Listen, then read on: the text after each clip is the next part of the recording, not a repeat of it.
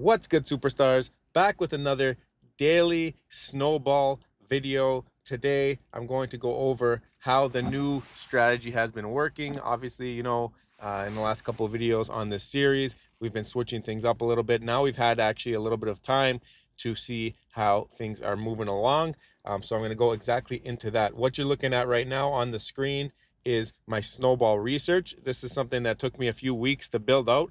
I had to manually check all the ex-dividend dates, the yields, the total returns over the last year, and basically the frequency of the dividends. And then I got ChatGPT, Gemini AI, all to help out with the stability of dividend. They basically give me a ranking from 1 to 10, and I'm using that to determine which stocks I'm going to buy. If there's multiple stocks or ETFs on the day of or the day before an ex-dividend date, then I will go to my stability of dividend, or we're going to be checking out our yield percentages and see what we're in line with if we need to do that. But I'm going to show you exactly what's going on here. So this is the daily snowball currently. Buy a stock every day with the next ex-dividend date with capital.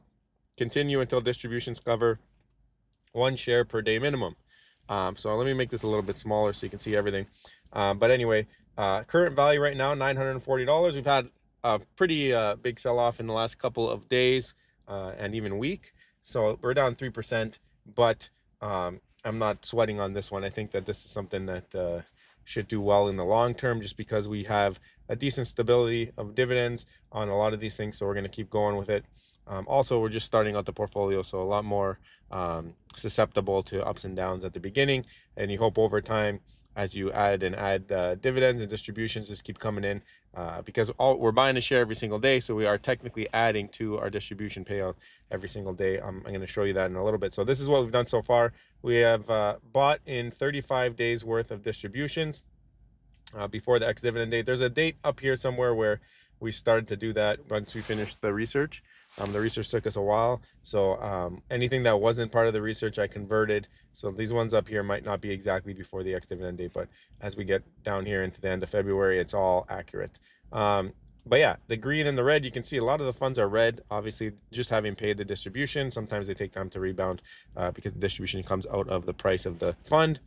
But yeah, we've paid up until actually, yeah, March 12th, which was yesterday.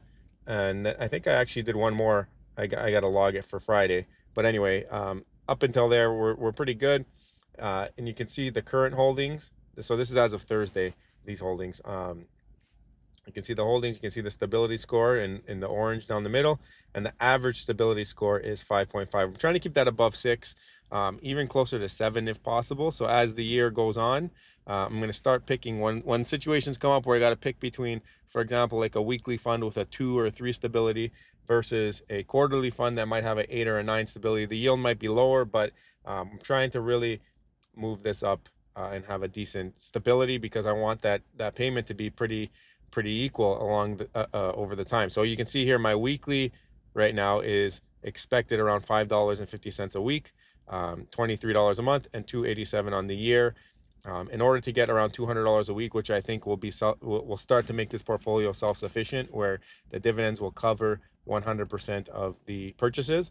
We're looking at 1,200 days. So we've brought this down. If you don't remember, on the old strategy or the beginning of this new, so we had the all new strategy now, because we had the all new strategy. And when I first did it, it said something like 10 years or 5 years or something.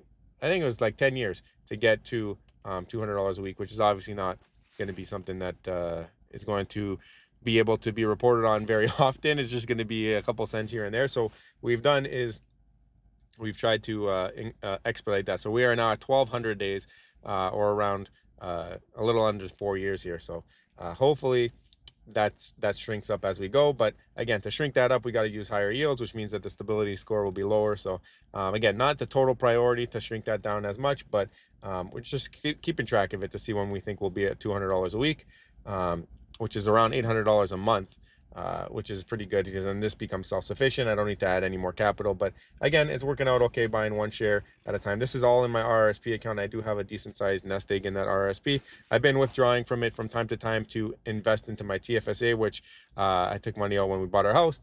I want to top that back up, but also I'm using it for this strategy here. So there might be a time where we get stuck and we have to start putting some money back into the RRSP, and I'm okay with that as well. So let's see what happens. But anyway, these are our numbers. You can see the stability scores. You can see how many shares we hold, total 35 shares. I do have to add in Fridays. I forgot to do that before this video, but here are our distributions over time. So per week, I've been tracking distributions. We have an average right now of $5.53 per week. The last couple of weeks, we've had higher payouts, which is nice. So we started out 29 cents, then the next week we didn't get anything. The following week, $1.58, went down a little bit to 83 cents, and then boom, $5.39, boom, $7.59, boom, $6.63. We're starting to see a little bit of an uptick. That's what we call the snowball.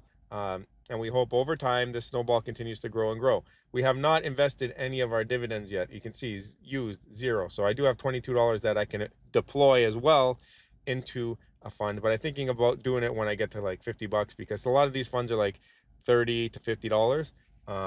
And I'll probably be using that in like a higher, like one of these nine or eights, just to bring up the stability until we get to the six number there. Then we can start focusing on maybe the higher yield. But I do want to get it over 6. So we're at 5.5 right now. You can see the last couple of purchases. Actually, sometimes I don't have a choice because sometimes there's nothing. So I have to pick one that's a little bit lower. So this is actually not the order. This is alphabetical. But the last one we bought was 60, which is a 6. So that's right around the stability that we want. The one before that was Trin, which was a nice 9. So we're starting to pick up some higher stabilities. CSWC was also a 9, I think. If I go down here, yeah, CSWC also a 9. So it's also weighted on the price. So I mean, we have $22 into this one at 9, so it's going to carry that weight. This one's 9 at $68, so that carries a higher weight. This one's an 8 at $97. The problem becomes when we have like the lower ones, like this one's a 2 and has $121. That's because at the time might have been one of the only funds that I could pick up where there was an ex-dividend the next date, and that's kind of the rules of the snowball portfolio.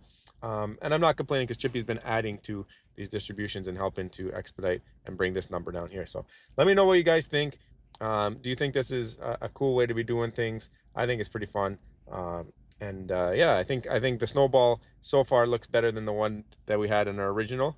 The overall size of the portfolio shrunk a little bit with the downturn in the market, but I think that will sort itself out over time because I'm not using too many crazy funds. You can see here what I got here, and there's a couple weeklies in here, but nothing too crazy. I mean, we've got a few weeklies actually. I think 6 weeklies overall in the portfolio. And that's it. That's all that I have on my research tab. So if I go to my research tab, only the blue is weeklies.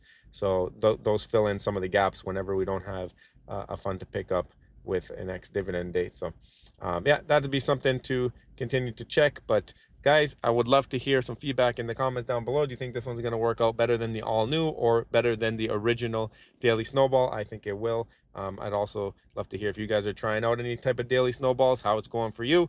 Thumbs up the video, smash the subscribe button if you're just watching and are not subscribed, and we will see you in the next one. I love you. Bye.